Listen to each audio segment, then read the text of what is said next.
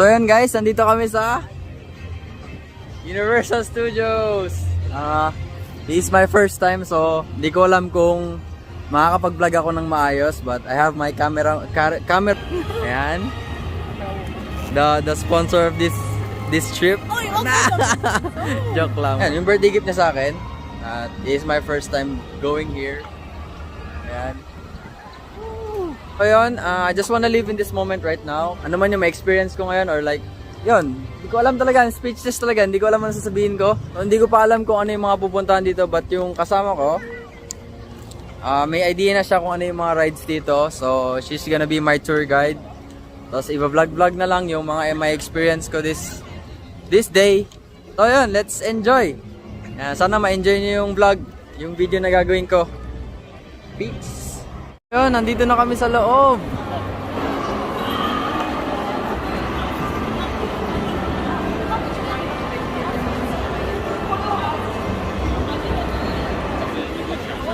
Para kang nasa States. Kasi may mga theater sila dito guys. Ayan, ayun yung mga amusement, ay mga attractions sila, ay mga rides. Saan ba yung Harry Potter? Yun ata yung Harry Potter guys. Kayo guys, sino yung favorite Marvel character nyo? Ako si Spider-Man tsaka si Iron Man. Kaya ba? Comment nyo sa baba.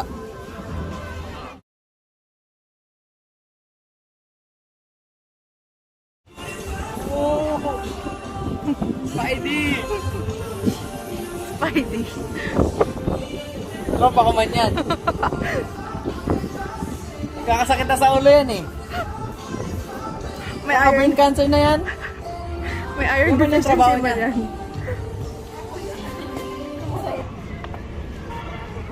So we're at Jaws. Ito ata yung ride ng Jaws. Hindi ko magets yung mga ano ba, yung mga Americans why they still go here. May Universal man sa Amerika. Ikutin muna namin yung buong studios. Ikutin namin yung buong park. At saka na lang magde-decide kung ano yung sasakyan. Yun, masaya daw yung Jaws. And we wanna go to Harry Potter man din. I wanna experience being wizard. Joke lang. Did you know na meron akong pwesto sa Universal?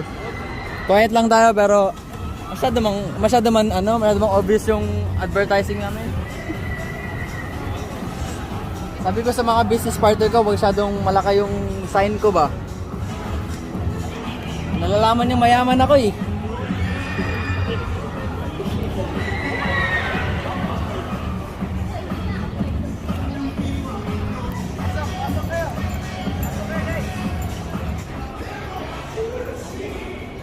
Pwesto ko yan. Mahal yung monthly dyan eh. Nalulugi na nga ako eh. Malapit ka ng isa roto. Walang pupunta eh. Masarado ngayon. So guys, kung gusto nyo pumunta ng Universal Studios, mas maganda pumunta kayo ng weekdays. Huwag weekends kasi lahat ng tao day off. So maraming tao talaga. Isa pang advice guys, pumunta kayo dito ng winter. So around December yon. So mas maganda pumunta ng winter dito para malamig, hindi kayo mainitan ba. Kasi sobrang pawis, kasi sobrang laki ng lugar. Sa mga rides, kailangan nyo maglakad, sobrang init. Buti ngayon, walang araw. Maulap lang, pero iba yung init. Yan lang, advice lang. Dito kami sa Hogwarts, sa Harry Potter World. Siguro, yung vlog ko, panaka-naka na lang kasi I wanna enjoy this. I wanna enjoy the whole park. So, ayoko siyang agawan ng moment or just wanna live in the moment. So yung vlog ko siguro manaka-naka na lang. So yun, kaya na ulit.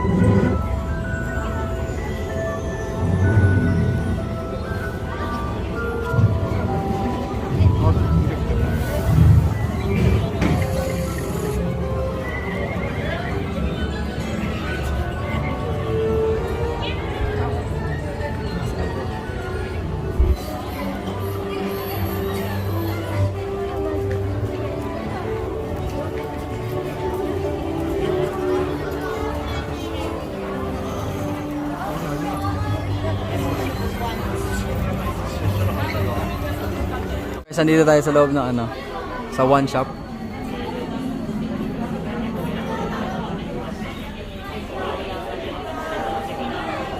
So every label, may mga wand naman dyan nakalagay Harry Potter, Elder Wand,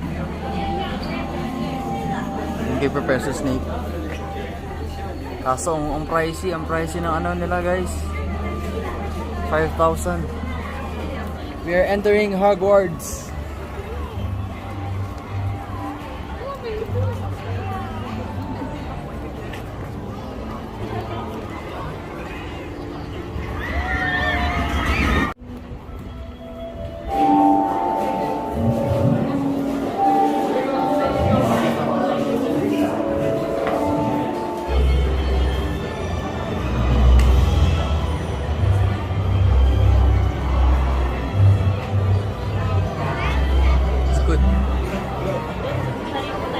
Dito kami sa Jaws.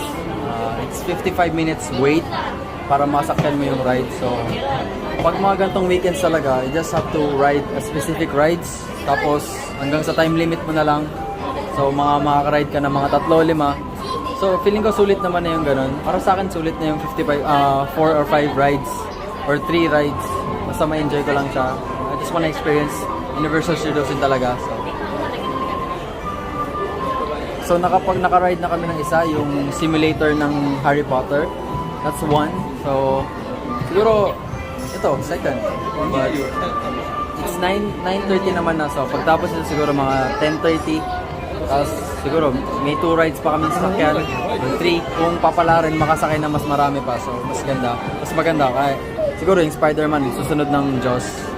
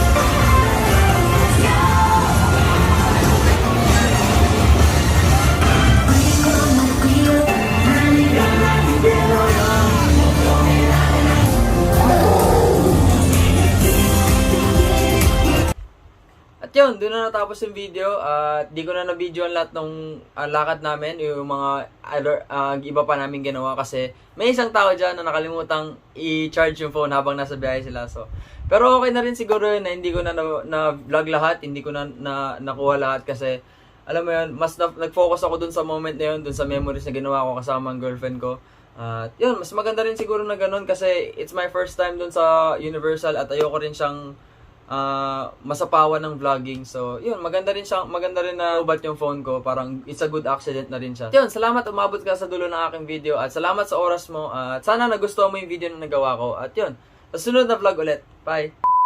At yun, bago ko ulit tapusin yung video, lagi na lang ganito, di ba? Lagi may message sa dulo. Pero at least mas maganda rin siguro siya na ganon para at least may nasasabi or may konting aral sa dulo. Parang wala lang.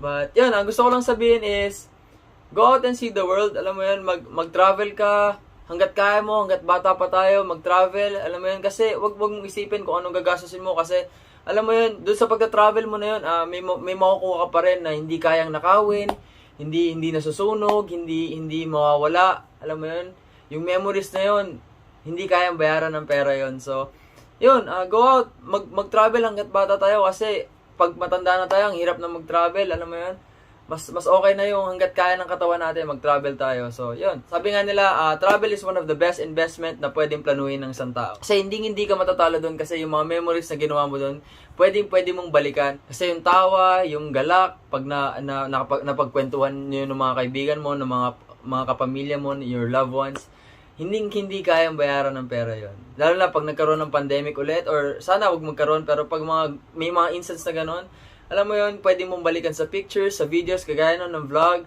Sobrang maganda siya. So, yun, go out and see the world. Huwag mong ikulong yung sarili mo sa isang lugar lang. Bye! Familiar.